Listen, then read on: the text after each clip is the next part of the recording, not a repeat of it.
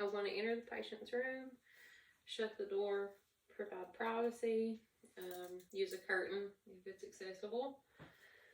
I'm going to introduce myself, let the patient know that I'm going to perform their postpartum assessment.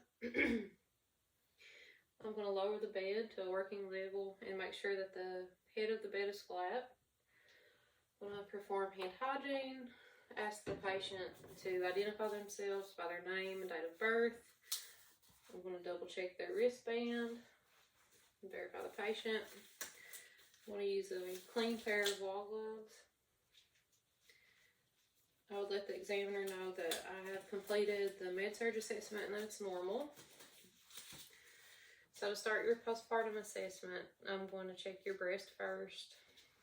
I would check the patient's breast bilaterally, making sure that they're soft, that they're not hard, that they're feeling. Check for any hot spots or any tenderness. Inspect the patient's areolas, make sure that they aren't cracking or dry, that they're intact. I would ask the patient if she planned to breastfeed. If she does plan to breastfeed, she should know to wear a bra that is supportive but doesn't have an underwire.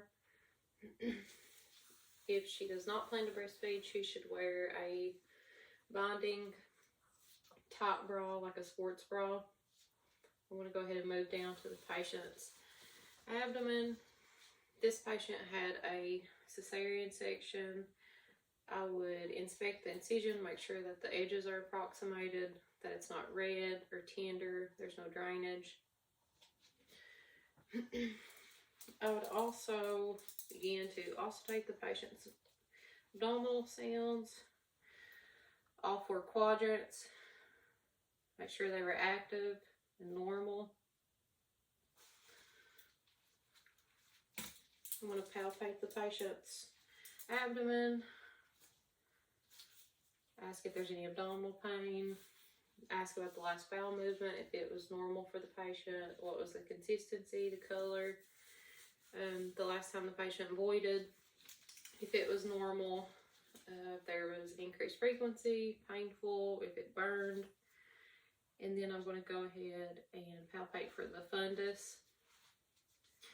If I can palpate the bladder, I would have the patient void and then return.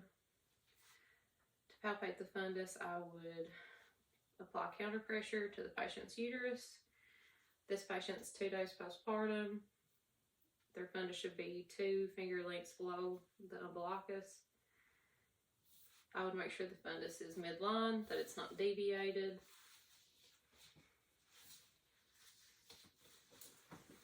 Next, I would observe the patient's pad, the saturation of the pad. This patient's 2 days postpartum, so their bleeding should be rubra, a dark red, and make sure that they're not saturating more than 1 pad per hour. I would let the patient know that their bleeding is going to go from a dark red rubra to a pink serosa and then to a yellow or clear alba. I would also let the patient know it should never go in the opposite direction, so it should never go from a lighter color to a darker color, that they would need to contact their primary care physician. I would then throw away my dirty wall gloves, perform hand hygiene, and apply new wall gloves to assess the patient's lower extremities. First, I'm going to look for signs and symptoms of a DVT bilaterally on this patient. Check for any warmth, tenderness in the calves. Make sure they're normal.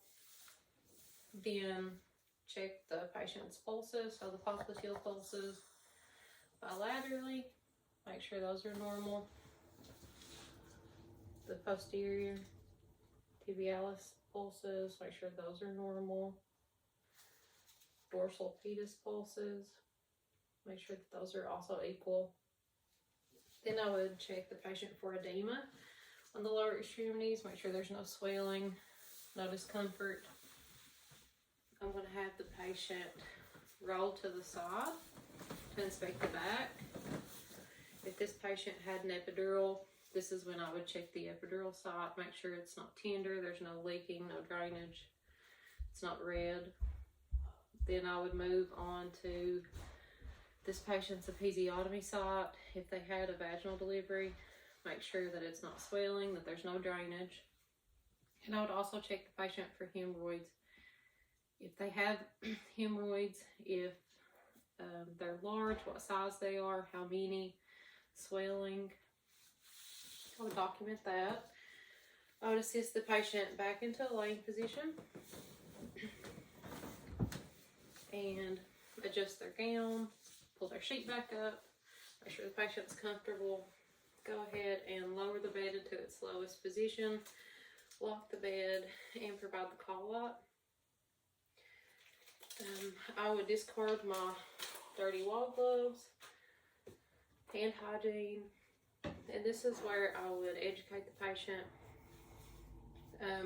I would begin with the patient's breast.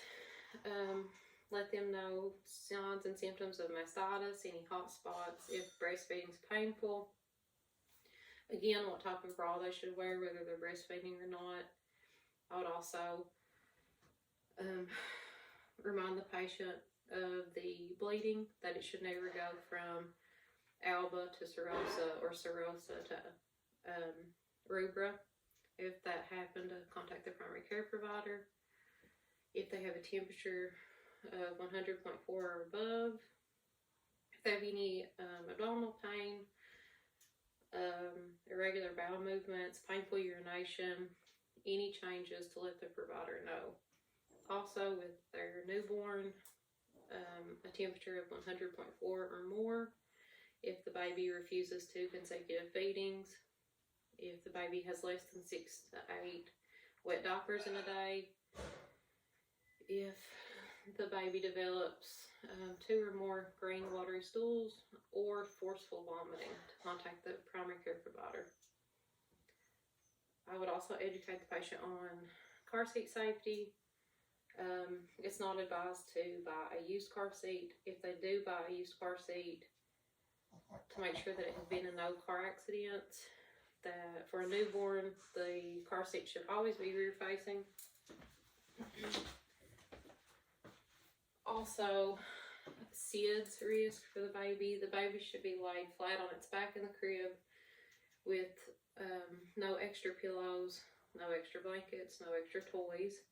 Never shake a baby. If you're overwhelmed, you can phone a family friend or family to assist with the baby. Or if that's not an option, you could lay the baby flat and return in a few minutes.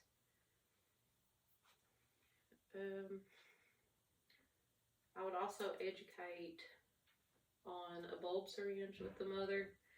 So with a baby upright, you would compress the syringe. You're always going to go mouth to nose with the baby. So you're going to go on each side of the baby's cheek.